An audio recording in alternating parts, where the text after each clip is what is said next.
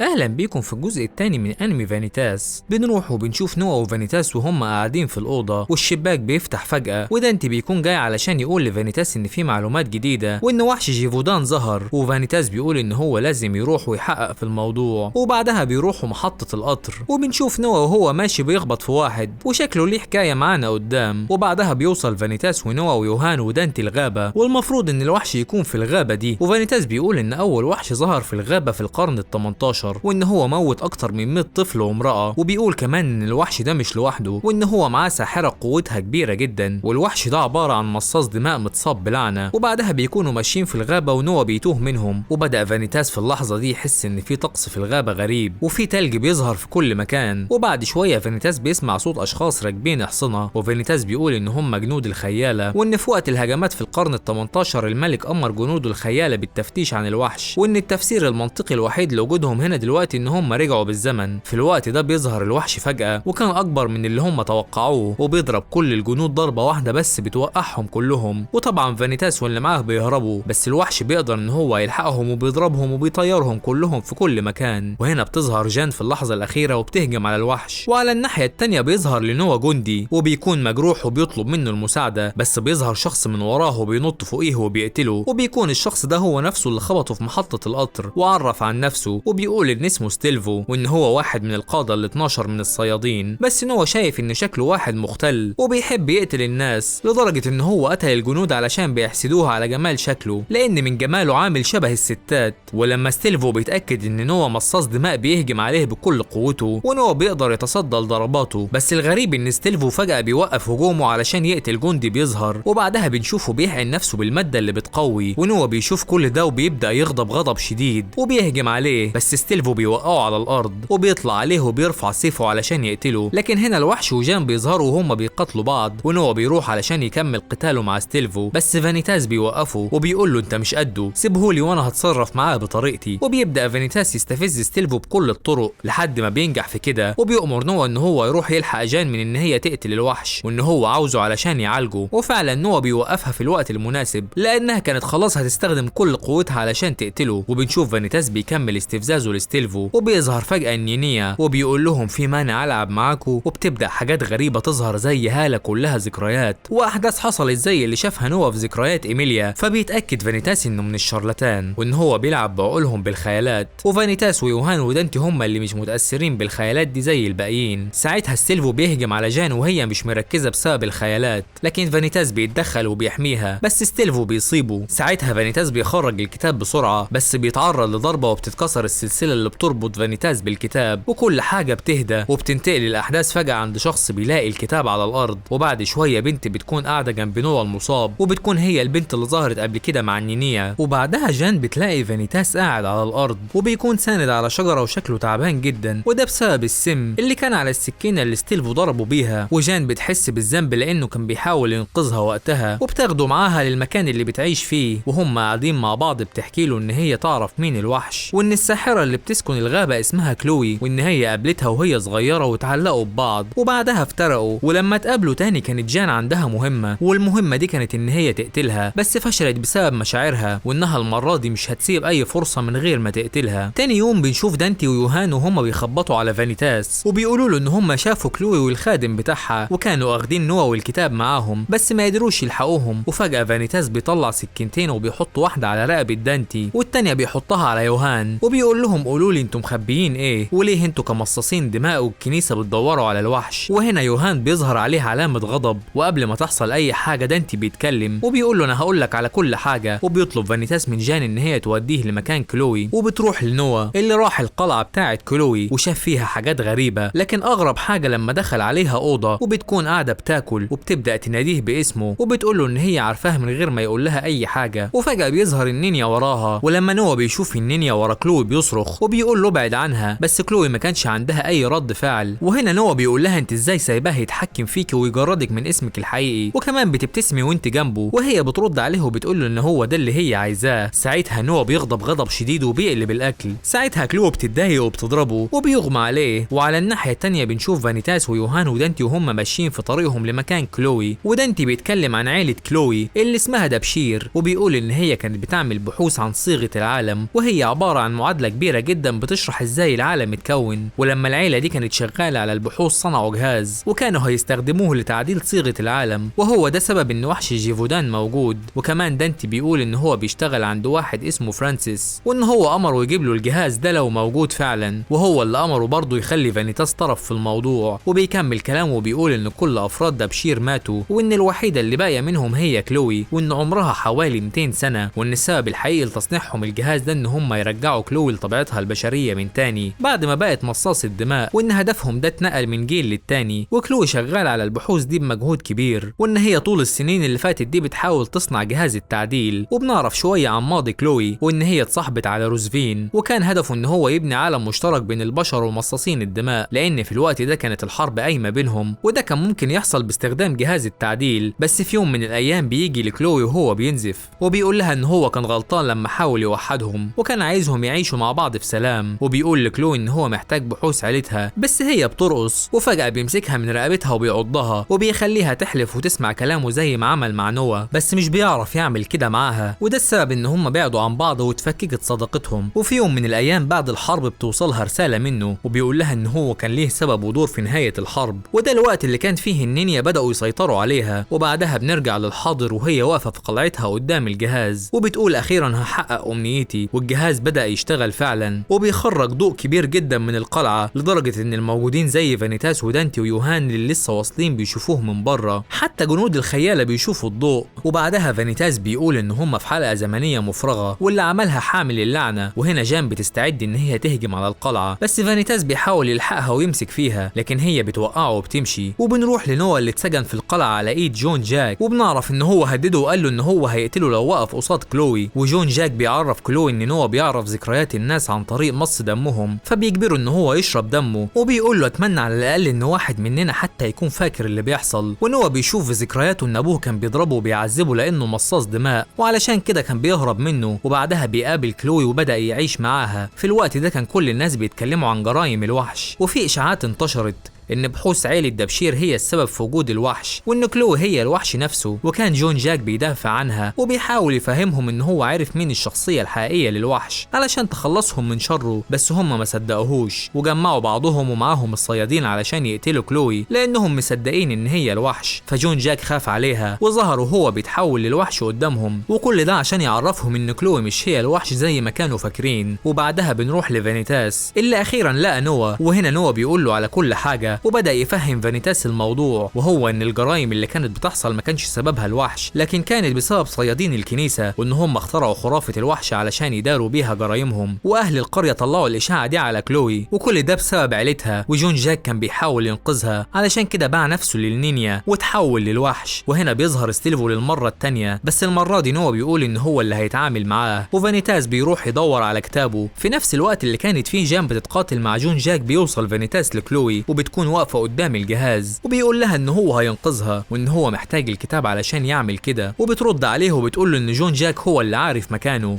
وبيظهر النينيا وبيوسوس لها ان هو عدوها وان هو كمان بيكرهها، فبتقول له اتصرف معاه انت وانا هكمل اللي انا بعمله. والآلة بتشتغل وبتقول ان هي هتمسح قرية جيفودان من على وجه الارض، والنينيا طبعا فرحان من اللي هي هتعمله، لكن فجأة بيتحول لونه من الاسود للابيض وبقى ياخد شكل هيئة جسم بشري. وبنعرف ان ده كان هدف كلوي من الاساس من وقت ما ظهروا لها ومن لحظة ما سيطر على جون جاك. وبتقرب منه كلوي بابتسامة وبتقول له اخيرا هقدر اخلص عليك، وبتمسكه بايديها وبتبدأ تخنقه بس مش بتقدر تقضي عليه، فبتستخدم قوة مصاص الدماء. وبيبدأ النينيا يحس بالوجع لأول مرة وبيبدأ يصرخ، وفانيتاس بيطلب منها ان هي توقف اللي هي بتعمله بس مفيش فايدة. وبنشوف ان النينيا بدأ يتفتت وبسببه بيظهر ضوء كبير لدرجة ان كل مصاصين الدماء اللي موجودين في المكان بيحسوا ان في حاجة بتحصل، ولوكا كان منهم. وبنشوف ان هو كان قاعد مع اخوه اللي مصاب باللعنة وبيسأل لوكا ايه اللي بيحصل، فبيرد عليه وبيقول له ان هم بيحاولوا يدمروا جلالتها بس من الواضح ان لسه في بقايا متبعثرة في كل مكان.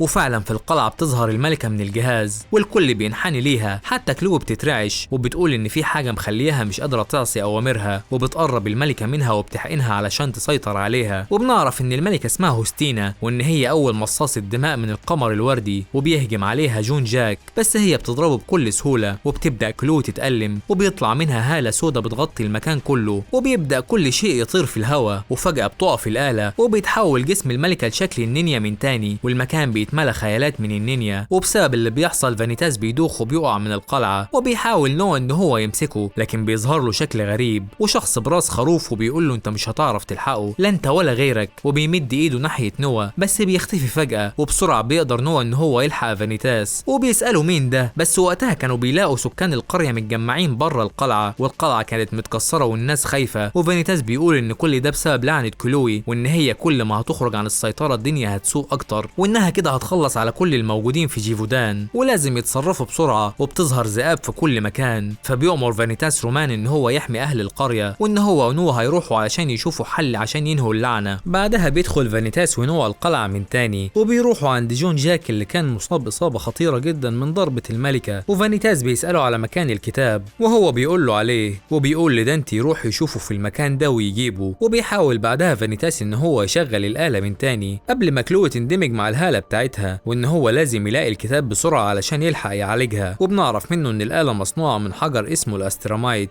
وهو ده نفس الحجر اللي موجود في كتاب فانيتاس، وعلشان يوفر فانيتاس وقت في التدوير على الكتاب بيجرح ايده في مكان علامة القمر الازرق وبيوقع منها دم على الآلة، وفعلا الآلة بتشتغل، وبنشوف ان جان بتهجم على كلوي وبتبعدها عن الآلة، بس كلوي بتصدها بضربة قوية جدا، وبيحاول جون جاك ان هو يأثر عليها ويترجاها ان هي تستسلم، لكن هي مش راضية ومصممة ان هي تنهي حياتها. في الوقت ده دانتي بيلاقي الكتاب وبيروح يديه لفانيتاس، وجان كمان بتساعده وبيفتح كتابه وبيوجهه ناحيتها، بس لما بيدخل هو ونوا القلعة علشان يعالجوها بيشوفوا ان هي مش حاسة بأي حاجة، والهالة السوداء مسيطرة عليها وهتندمج معاها. في نفس الوقت بنروح لستيلفو اللي بيكون فاق بعد ما كان مغمى عليه بسبب الهدم اللي حصل في القلعة، واول ما بيصحى بيصرخ جامد وبيقول ان هو مش هيسيب حد فيهم عايش، وبنعرف ان ستيلفو وهو صغير كان طفل جميل وهادي وملهوش اي علاقة بالقتل، وان هو من عيلة غرانتوم، وان العيلة دي بتكره مصاصين الدماء وبيحاولوا يخلصوا منهم، وافراد عيلته كانوا بيعلموه ان هو ده النهج اللي المفروض يمشي عليه، بس ستيلفو ما كانش مقتنع بالكلام ده، وكان مقتنع ان البشر ومصاصين الدماء ممكن يعيشوا مع بعض في سلام. وفي يوم من الايام كان ماشي هو واخته في الجنينة، بيلاقوا قدامهم ولد من مصاصين الدماء وبيكون مصاب، وهو بيخاف منه اول ما شافه وكان هينده الحرس، لكن اخته قالت له ان هو مصاب ومجروح، فبيقرروا ان هم يساعدوه، وفعلا بيساعدوه وبيتصاحبوا عليه، ويوم ورا يوم بيكونوا مع بعض وبيقعدوا يلعبوا وياكلوا مع بعض من ورا العيلة، وبنشوف ان الولد ده كان بيحاول يعرف معلومات عن عيلتهم، لحد ما في يوم من الايام ستيلفو بيصحى من نومه وبيلاقي كل اللي في البيت على الارض جثث، ومنهم امه وابوه واخته، وكان شايف الولد اللي المفروض صاحبه واقف قدامه، وكان في دم بيقع من عليه وبيكون بيضحك ضحكة شريرة، وكان هيمص دمه هو كمان لولا ان واحد من خدم البيت انقذه. من وقتها وستيلفو بيكره مصاصين الدماء كره شديد، وقرر ان مهمته في الحياة تكون ان هو يخلص عليهم. وبعدها بنرجع تاني لفانيتاس وبنشوفه وهو بيحاول يصلح الآلة، لكن ستيلفو بيهجم عليهم وان هو بيحاول يتصرف معاه، وبتبدأ بينهم معركة وبيهجموا على بعض لحد ما ستيلفو بيوجه ضربة قوية جدا وبيقدر ان هو يقطع ايد نوا، بس نوا بيكمل المعركة معاه لحد ما بيقدر ينقض عليه في الاخر. وبنشوف ان كل ده بيحصل بره القلعة، وجون جاك بيحاول يقنع كلو ان هي ما تسيبهوش وان هو من غيرها ولا حاجة، بس هي كانت حاسة بالذنب وعاوزة تموت لانها حاسة ان هي السبب في قتل عيلتها ومش قادرة تعيش بالذنب ده ومش عايزة تأذي حد تاني، وان هو بسببها تحول لوحش، وكان بيقول لها ان هي بالنسبة له كل حاجة، وان هو قرر يكون وحش علشان يحميها لانه بيحبها. ساعتها بتبدأ تهدى، وفي الوقت ده بيكون فانيتاس قدر ان هو يشغل الآلة، وبعدها بيفتح الكتاب وبيبدأ يعالجها، وبترجع تاني كلوي لطبيعتها اخيرا، وبيخرجوا بره القلعة وبيتجمع كلوي وجون جاك وجان ونوا وفانيتاس، وبيبدأ فانيتاس يستخدم كتابه علشان يعالج بيه جون جاك هو كمان، وبيرجع له اسمه من تاني. وبعد كده بيرجعوا لباريس من تاني، وبيظهر نوا وهو بيشتكي لأورلوك ان فانيتاس مش على طبيعته، وان هو من وقت ما رجع وهو مش بيتكلم ولا بينام، وان هو على طول في السرير وشكله كده بيعاني من مرض بس مش عارف هو ايه، وكل ما نوا يسأله مالك بيقول له قلبي بيوجعني. ده حتى فانيتاس بيقول لهم ان هو قرأ كل الكتب الطبية وما وصلش لأي حاجة عن المرض ده ولا فهم ايه الأعراض اللي عنده، وان الأعراض دي ظهرت لما جان شربت من دمه لما كانوا في جيفودان، وبيقول لهم ان هو اكيد بيحس كده علشان جان سببت له لعنة، وان أعراض المرض ده ان وشه بيحمر وكمان قلبه بيكون مقبوض وبيدق بسرعة، وان كل اللي بيفكر فيه هي جان وبيشوفها وبيتخيلها دايما وهي بتضحك، وان هو حصل له حاجة غريبة لما عضته، ورغم ان هي عضته بس كان الشعور مريح واحسن من اللي متعود عليه. وبيقوم فجأة وبيقول لهم ان ممكن علشان انيابها كان فيها سم وممكن كمان تكون استخدمت عليه لعنة، بس اورلوك لما بيسمع الكلام ده بيطرد نوا وفانيتاس بره بيته، وبنشوف فانيتاس وهو ماشي لوحده على البحر وبيسمع راجل وست وهما ماشيين، وبيسمع الراجل وهو بيقول لحبيبته ان هو طول الوقت كان بيفكر فيها وان هي كانت وحشاه وبيحبها. فبيسمع الكلام ده وبيلاقي ان هو ده نفس الاحساس اللي هو حسه، فبيقرر ان هو يهرب بعيد. وفي خلال ما هو ماشي بيشوف رونان وهو قاعد في كافيه، فبيروح يسلم عليه وبيكون قاعد معاه صاحبه اوليفر من الفرقه. وبعد ما بيسلموا عليه بيعزموه ان هو يقعد يشرب قهوه معاهم، بس هو كان هيرفض. لكن لما بيسمعهم بيجيبوا سيره الستات بيقرر ان هو يقعد، وبيقول لهم مفيش مانع ان هو يشرب قهوه معاهم. وبيقول لهم ان صاحبه عنده مشكله وبيسالهم عليها، وبيقول لهم عن اللي هو حسه على اساس ان هو صاحبه. فبيرد عليه اوليفر وبيقول له ان هو خبير في المسائل دي، وبيقول له من خلال اللي انت بتحكيه كده يا معلم الشخص اللي انت بتقول عليه ده بيحب البنت دي. وهو اول ما بيسمع الكلمه دي بيقول له حب، وبيحط دماغه على الترابيزه وبيقول له انا متعود على الوجع بس مش متعود على الاحساس بالضعف، وان هو حاسس ان هو بيتغير من جوه. ساعتها دانتي واوليفر بيفهموا ان المشكله دي عنده هو، وفانيتاس بيكمل كلامه وبيقول ان هو مش متعود ان هو يحب ويتحب، وبيقول ان هو بيكره نفسه. بس دانتي بيقول له لو انت حاسس بالمشاعر دي فاكيد البنت دي هي كمان حاسه بنفس المشاعر، وبيقول له ان هو المفروض يحب نفسه ويدي لنفسه فرصه تانية. بس فانيتاس لما بيسمع الكلام ده بيتوتر وبيقوم بسرعه وبيمشي. فدانتي بينادي لنوا اللي كان مستخبي وبيسمع كلامهم وبيقول له انا عايزك تلحقه بسرعه. في الوقت اللي كان بيهرب فيه فانيتاس لما سمع الكلام من دانتي واوليفر كانت جان قاعده مع لوكا وبيسالها عن اللي حصل في جيفودان، فهي بتقول له ان فانيتاس هو اللي كان مسؤول، وهي مشيت لانها عرفت ان هي ممكن تتعرض للاستجواب. فبيسالها لوكا هو انت بقيتي بتثقي في فانيتاس ولا ايه؟ وهي بتقول له ان هي من وقت ما رجعت وهي مش بتبطل تفكير فيه، وان دقات قلبها بتبقى سريعه كل ما بتفكر فيه، وشكلها كده يا جماعه وقعت في حبه. وبتدخل عليهم دومينيك وبتسمعهم وبتقول لها فانيتاس احنا لازم نتناقش في الموضوع ده، وبتقول لها انت اكلتي حاجه يا بنتي مش كويسه؟ طب خبطتي نفسك خبطه وحصل لك حاجه؟ انت ازاي بتحبي واحد زي ده؟ هو ده شخص يتحب؟ طب نوا كان قدامك ليه ما حبيتيهوش؟ على الاقل نوا شخص قوي وسيم. لكن فانيتاس عكسه خالص. ساعتها جان بترد وبتقول ان هو انقذها اكتر من مره، وان هو ده الشخص اللي هي بتفكر فيه. ولما دومينيك بتشوفها وهي بتتكلم عنه والفرحه في عينيها بتقارن مشاعرها باول يوم شافته فيه، بس شكل بعد كده الكلام ما بيعجبهاش وبتمسك دراعها اللي بيكون بيوجعها وبتسيبهم وبتمشي. وبعدين بتشوف ولد صغير شعره لونه ابيض وبيكون واقف وماسك اعلان للملاهي وبيقول ان هو حابب يروحها، وبنشوف ان في جسم بيقرب من بعيد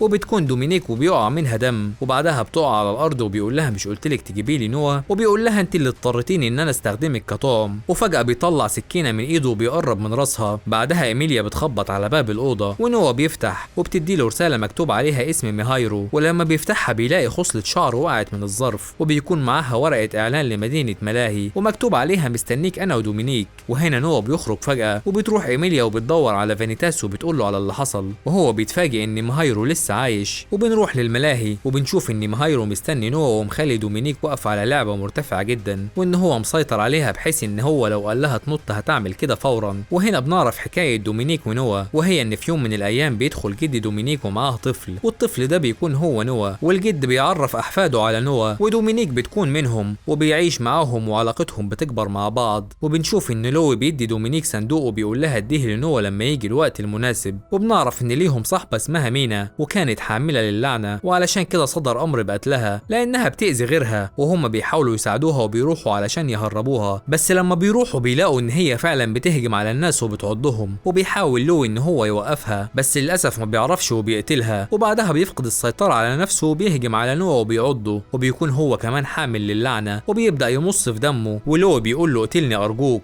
بس نوا بيكون مش مستوعب اللي بيحصل وما كانش بيتحرك لحد ما فجاه بتتقطع راس لوي قدامه، وبيكون اللي موته هو جده. وبياخد نوا دومينيك وبيمشي، ونوا بيفضل مغمى عليه وبيخش في غيبوبه، وللاسف حالته مش بتتحسن. وبنشوف ان دومينيك بتكون قاعده جنبه وهي متاثره باللي حصل لانها شافت اخوها لوي مات ونوا اللي اتربى معاها مغمى عليه، وبتكون قاعده تعيط وحاسه بالذنب لانه كل ده حصل بسببها، وان هم لو ما كانوش راحوا ينقذوا مينا ما كانش لوي هيموت ولا نوا هيكون في الحاله دي. وبتجيب الصندوق بتاع لوي وبتلاقي جواها اوتاد خشب، والمعروف ان اوتاد الخشب دي هي الطريقه اللي بيتقتل بيها مصاصين الدماء. وبعدها بتدخل عليهم اختها فيرونيكا وبتقول لدومينيك تهدى شويه وان المفروض ده كان يحصل من زمان، وكمان بتقول لها ان لوي كان المفروض يتقتل من وقت ما اتولد، وان هي المفروض تكون مبسوطه ان هو فضل عايش لحد دلوقتي. وبتقول لها هو انت مصدقه ان لوي كان خبى عن الناس ان هو مريض بس ولا ايه؟ وبتقول لها المفاجاه ان لوي بيكون اخوها التوأم. ودومينيك بتقول لها ازاي يعني وهو اكبر منك بسنه؟ بس فيرونيكا بتكمل كلامها وبتقول لها لو حد كان عارف ان امك ولدت توأم فده كان هيلطخ اسم عيلة دو ساو، وعلشان كده كان لازم يختاروا واحد منكم والتاني لازم يتقتل. لكن جدي قال ان هو هياخده ومحتاجه في تجارب. وبعدها دومينيك بتعرف ان في ساحرة اسمها ساحرة الجحيم وان هي ممكن تقدر تساعدها، لكن مش بتلاقيها في الوقت ده. وبتقابل ولد صغير وهي منهارة، وبيكون للولد ده هو ميهايرو، وبيتكلموا مع بعض وبيحاول يهديها وبيعرف منها الحكاية وبيعرف منها معلومات عن نوا، وبيقول لها اهدي، انا بعرفك ان اميرك نوا هيجي علشان يحول حزنك ده لسعادة وهنقدر نرجع لعيلتنا احنا الاتنين. وبنرجع تاني للملاهي، وبيكون نوا وصل هناك وميهايرو بيعرفه عن نفسه وبيقول له ان هو عاوزه يشرب من دم فانيتاس لانه عاوز يعرف ليه قتل ابوهم. وهنا نوا بيفهم ان ميهايرو يبقى اخو فانيتاس، وكمان عارف ان فانيتاس مش هيرضى ان حد يشرب من دمه ويعرف ذكرياته، فبيرفض نوا وهو بيقول له انت لو ما عملتش كده دومينيك هتنط من فوق. وهو بيكون سحر لها عشان يخليها تسمع كلامه زي ما احنا عارفين. ونوا بيفتكر ان هو وعد نفسه ان هو يحمي دومينيك طول حياته، وبيقول لميهايرو ان فانيتاس عمره ما هيوافق، فهو بيقول له انه ممكن يشرب من دم ميهايرو وهيلاقي ذكريات فانيتاس فيها. وفعلا نوا بيعمل كده وبيعض ميهايرو، وبيشوف في الذكريات ان امه ماتت عن طريق مصاصين الدماء وكانت بتضربه وبتعنفه، وان هي كمان كانت مصاص الدماء. وبعدها الكنيسه اخدته علشان تربيه، بس مورو اخده منهم. وبعدها بيقابل هناك فانيتاس وبيبدا يتصاحب عليه وبيعامله زي اخوه. وبنشوف ان هو فضل يعمل عليهم تجاربه وكان بيحقنهم ويعذبهم لحد ما ميهايرو وصل لنقطه ضعف وكان تعبان جدا، وبيستنجد بفانيتاس وبيقول له ساعدني يا اخويا. وفانيتاس بيقول له مورو استخدمني انا بداله. تاني يوم بيجيبهم هما الاتنين في المعمل وبيربطهم مع بعض، وبيقول لهم ان هو هيربطهم بكتابين، وبيقول ان هما اتصنعوا بايدين مصاصين دماء القمر الازرق وان هما بيتغذوا على الاسترامايت. وبيقول ان الكتب دي بتجمع بين علمين السحر والكيمياء وان هما هيأثروا في تعديل العالم، وان اللي بيقدر يستخدمهم هما مصاصين دماء القمر الازرق. وبنعرف ان هو كان بيحقنهم بدم مصاصين القمر الازرق علشان يحولهم ليهم. وبيبدأ يشغل الآلة، لكن فجأة المعمل بينفجر وبيتهد، وبتظهر ست طويلة جدا شعرها ابيض وبيكون جسمها لونه اسود. وبعد ما بتهد المكان بتمشي علشان صيادين الكنيسة هيوصلوا، بس ميهايرو بيقول لها خدينا معاكي، وفعلا بتاخدهم. وبعدها بيبدأوا يتعرفوا على بعض وبيقولوا ان احنا رقم 69 و71، وهي بتقول لهم ان هي مصاصة دماء القمر الازرق وان الناس بيسموها بفانيتاس. ساعتها فانيتاس بيهجم عليها وبيعورها وبيقول لها انت اخدتينا علشان تموتينا وتاخدي دمك مننا، بس هي بتقول له ان هي اخدتهم علشان هم اللي طلبوا منها المساعدة. وبيقع على الارض بعدها من كتر التعب، وهي بتاخدهم بعدها وبتراعيهم وبتهتم بفانيتاس لحد ما بيخف. وبيبدأ يحكي لها عن نفسه وبيقول لها ان امه ماتت لما ولدته وان ابوه كان من عيلة معروفة بس اتخلى عنهم لما قابل امه اللي كانت شغالة فنانة استعراض. وفي يوم من الايام مصاصين الدماء هجموا عليهم وابوه مات وهو بيحميهم، وان من وقتها وهو عايز يقتل مصاصين الدماء اللي موجودين على وجه الارض كلهم، وعلشان كده بقى من صيادين الكنيسة. وبنعرف ان الكنيسة كانت بتاخد مصاصين الدماء وتعذبهم وبتعمل عليهم تجارب، لكن بعد كده بيعرف ان الشر في البشر كمان، وان مورو اوهم الكنيسة ان في عدد من الصيادين ماتوا وهو اخدهم علشان يحولهم بتجاربه، وكان عايز يعملهم مصاصين دماء وبشريين في نفس الوقت. وهي بتسأله انت ليه ما هربتش، وهو بيقول لها ان هو هدده ان هو هيجيب اطفال مكانه ويعمل عليهم التجارب دي، علشان كده هو مرضاش يهرب. وبيفضلوا يعيشوا مع بعض شوية، بس بعد فترة بيبدأ جسمهم ينهار وبيتعبوا جدا، وده بسبب التجارب اللي هو كان بيعملها عليهم. وبتحاول مصاصة الدماء دي ان هي تدور على الحل، وبنعرف ان الحل ان هي تخليهم جزء من عشيرتها وتحولهم لمصاصين دماء. وهنا ميهايرو بيفرح وبيقول لها معنى كده ان احنا الثلاثة هنفضل مع بعض، بس فانيتاس بيرفض وبيقول لها انا عندي استعداد ان اموت لكن ما تحولش لمصاص دماء. وبنرجع تاني للملاهي وبنشوف ان فانيتاس وصل وان هو كان لسه بيشرب من دم ميهايرو. وهنا فانيتاس بيدخل عليهم وبيقول لميهايرو انت لسه عايش ازاي، وهو رد عليه وبيقول له ان في شخص لطيف انقذني وان هو كمان امر نوا ان هو يمص دمه علشان يعرف ذكرياته. وهو عارف ان فانيتاس ممكن يقتل اي حد يقرب منه علشان يعرف ذكرياته، فبيفهم نوا ان ميهايرو كان بيعمل كده علشان فانيتاس يقتل نوا ويرجعوا تاني مع بعض زي الاخوات. وهنا فانيتاس بيطلع مسدس وبيضرب بيه ميهايرو، بس نوا بيقف قدامه وبيقرب من فانيتاس بس بيهدده ان هو لو قرب منه هيموته هو كمان، بس بيقول له انا لو ما عملتش كده دومينيك هتموت. وفعلا فانيتاس بيضرب نوا بالمسدس والضربه بتيجي في عينه، وبنشوف ان فانيتاس بعدها بيحقن نفسه بحقنه، وميهايرو بيقول له وهو بيضحك ان الحقنه دي عامله زي المغناطيس وانك لو قربت منه هيقتلك. وبيهجموا على بعض. في الوقت ده كانت جان بتحاول ان هي تنقذ دومينيك، لكن بنشوف ان هي غايبه عن الوعي، وفي نفس الوقت كانت دومينيك غرقانه في ذكرياتها. وبنشوف لوي وهو بيشجعها علشان تحارب وبيقول لها ان هي قويه ومش عايزه تستسلم وان هي ما كانتش السبب في موته. وبعدها بنشوف نوا وفانيتاس وهما بيهجموا على بعض لحد ما نوا بيضربه وبيوقعه على الارض وبيرفع سيفه وكان هيضربه بيه، بس بيفضل يقول لفانيتاس ان هو مش قادر وبيقول له ليه انت بالذات اللي بتعمل كده. وهنا نوا بيقول له انا اسف وان هو بيعمل كل ده علشان دومينيك. واول ما ميهايرو بيشوفهم بيفتح كتابه وبينادي على ناس كان مسيطر عليهم بسحره وبيأمرهم ان هم يهجموا عليهم، وبنشوفهم وهم رايحين على دومينيك وجان، وبنشوفه هو بيستخدم قوته في الكتاب بطريقة عالية جدا لدرجة ان هو بيتحول لوحش وبيصور اكتر، والمكان كله بيتدمر بسبب تأثير الاسترامايت، ومرجيحة كبيرة من الملاهي بتقع على فانيتاس ونوا، بس بنشوف ان دومينيك بتلحقهم وبتكون اخيرا فاقت من السحر اللي كان معمول عليها، وبتعمل سد من التلج وبتقدر تحميهم. وبنشوف ان مهايرو اتحشر في التلج ده وبينادي على فانيتاس وبيقول له يا اخويا ساعدني، وهنا فانيتاس بيقرب عليه، واول ما بيقرب منه مهايرو بيطلع سكينة وبيكون هيضربه بيها، لكن بنشوف ان نوا بيلحقه وبيكسرها، وبيظهر واحد من بعيد ومهايرو بيجري عليه، وبنعرف ان هو جدي دومينيك، وبياخد مهايرو وبيقول لهم احنا هنشوف بعض مرة تانية، وبعدها بيمشي وهم بيكونوا مش مصدقين كل اللي حصل، وان جدي دومينيك هو الشخص اللطيف اللي كان مهايرو بيقول عليه. وبعدها بيرجعوا البيت، وتاني يوم نوا بيصحى وبيسأل على الباقيين، وبيعرف ان جان ودومينيك بيفطروا مع بعض، وان فانيتاس على سطح البيت، ونوا بيقرر ان هو يروح له، ولما بيوصل له بيشوف ان فانيتاس قاعد ومش بيقول اي حاجة، فبيقول له ان هو متأسف له، لكن فانيتاس بيقطعه وبيسيبه وبيمشي. وبنشوف فانيتاس وهو بيقول انا كنت مستنيك، بس ما كانش بيقول الكلام ده لنوا، كان بيقوله لمهايرو. واول لما مهايرو بيوصل بيقول له هو انا كنت السبب في موت ابويا ولا ايه؟ انا مش فاكر اي حاجة عن اليوم ده، ولا فاكر ازاي دراعي اتقطع، بس فانيتاس بيقول له لا مش انت السبب، وبيقول له انا اللي قتلته، لان في اليوم ده كان في حد سرق اسم لونا الحقيقي، وكانت هتتحول لوحش مجنون ومدمر، علشان كده هو انضم لعشيرة مصاصين الدماء القمر الازرق، واستخدم قوتهم علشان يعرف يقتله، ومن وقتها وهو بيعالج حاملين اللعنة، وانه طول الوقت ده كان بيدور على الشخص اللي سرق اسم لونا، وان هو مش هيسامحه ابدا، وان قراره ان هو يدمر كل مصاصين الدماء الموجودين، علشان كده مش هيعرف يكون معاه. ومهايرو بيرد وبيقول له ان ممكن بقوة الكتابين يرجعوا ابوهم من تاني ويبقوا كلهم مع بعض، فبيرد فانيتاس وبيقول له لا، لان الاموات عمرهم ما بيرجعوا زي ما كانوا من تاني، ولو رجعوا هيكونوا متوحشين، فهو بيقول له مش مهم، المهم نكون مع بعض ونخوض كلنا المعارك من تاني. ففانيتاس بيرد عليه وبيقول له ان هو لو هيقاتل جنب حد فهو هيقرر ان هو يختار ان هو يقاتل جنبه. وهنا مهايرو بيبدأ يعيط وبيكون حزين جدا لان فانيتاس رفض عرضه، وبيقرر وبيقول ان هو اللي هيرجع ابوهم من تاني. وفانيتاس بيحاول يسأله عن سان جيرمانو، بس مهايرو بيقول له معرفش حاجة، وبعدها بيمشي. وبعدها نوا بيقعد جنب فانيتاس وبيتأسف له، وكل واحد فيهم بيكون عارف ان خلاص اي حاجة هتحصل هيواجهوها سوا مع بعض. وبعدها المساعدين بييجوا وبيقولوا ان السير اورلوك بيدور عليهم علشان يحكوا له على كل اللي حصل، وطبعا هم اول ما بيسمعوا اسمه بيخافوا، بس بنشوف بعدها ان هم مبسوطين. ولغاية هنا بيكون الانمي بتاعنا خلص. لو عجبك الفيديو ما تنساش تعمل لايك وسبسكرايب للقناة علشان يوصلك كل جديد. استنونا الفيديو الجاي، سلام.